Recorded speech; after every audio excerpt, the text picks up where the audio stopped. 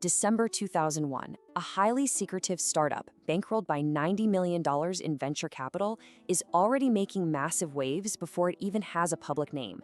Known around Silicon Valley only by the completely cryptic codename Ginger, this mystery invention is suddenly the subject of intense, almost hysterical speculation all across the tech world.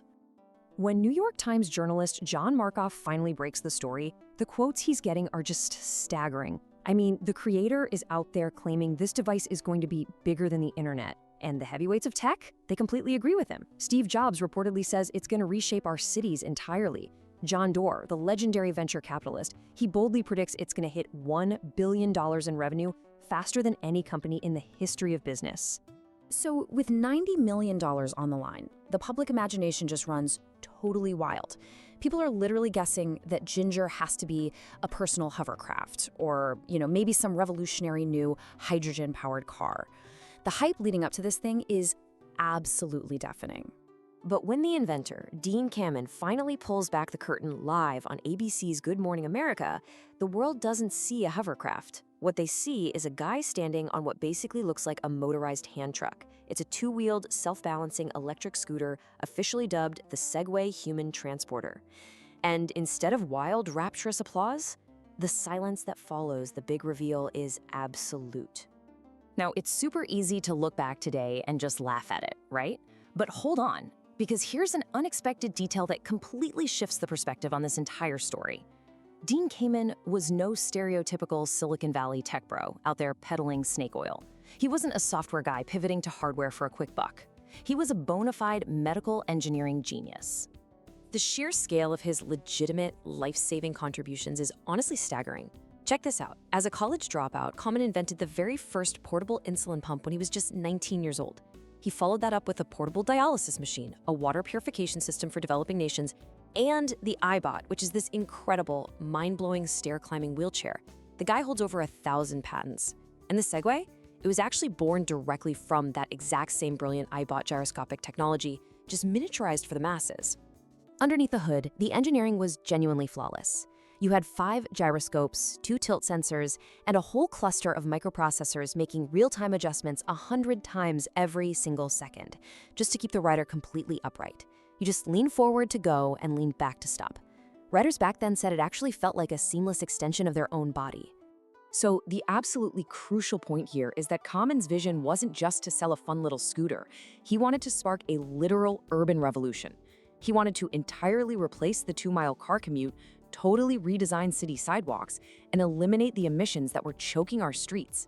He genuinely believed this device would do for walking what the calculator did for arithmetic, meaning he thought it would make the baseline human capabilities seem completely quaint. But even the grandest visions eventually have to face commercial reality. In March 2002, the Segway officially launches. Kamen is confidently predicting they'll move 10,000 units a month.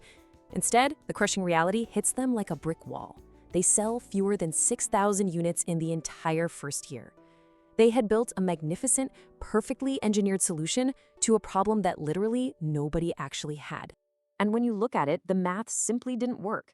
At $4,950, an American consumer in 2002 could actually just go buy a used car.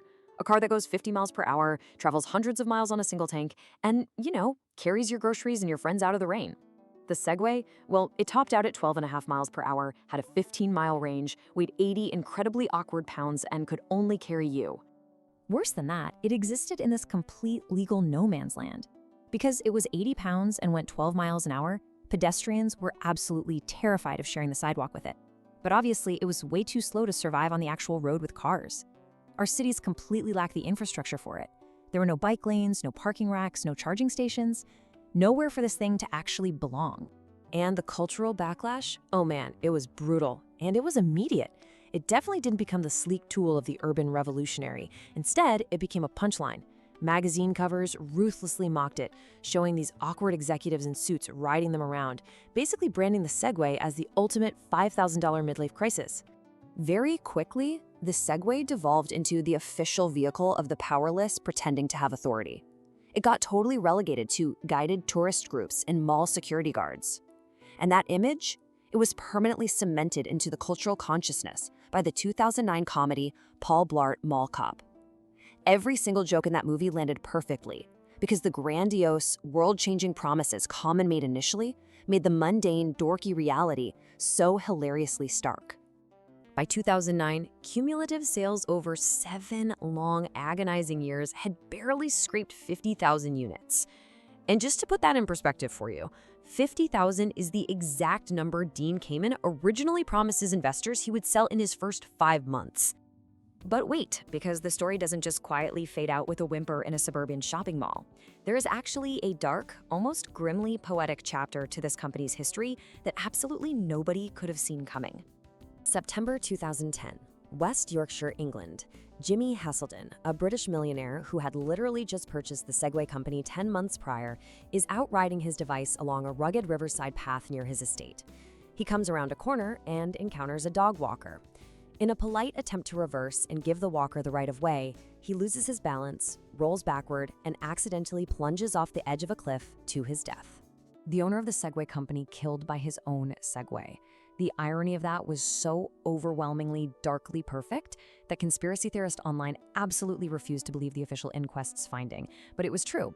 It was a purely accidental, totally mundane misjudgment on a machine that was supposedly engineered from the ground up to make transportation safer than walking. So over the next decade, the company just kind of limped on through various owners, surviving entirely on tiny, highly specific niche markets. The end didn't come with a massive press release or a big announcement. In 2020, the original Segway PT was just quietly discontinued, and the factory up in New Hampshire was shuttered without any fanfare at all. But here is the crazy part. The urban mobility revolution Dean Kamen predicted back in 2001, it actually did happen. It exploded into reality. But it didn't arrive with a $5,000 flawlessly balanced gyroscopic marvel. It arrived on those $300 electric kick scooters from companies like Bird and Lime that get left scattered all across city sidewalks. They require absolutely zero gyroscopic genius. You literally just stand on them and push. The future of civilization arrived exactly like Kamen predicted, but it had absolutely no use for the brilliant invention that promised to create it. So it really begs the question, right? In the wild world of tech, is being a flawless, visionary genius actually less valuable than just being cheap and perfectly timed?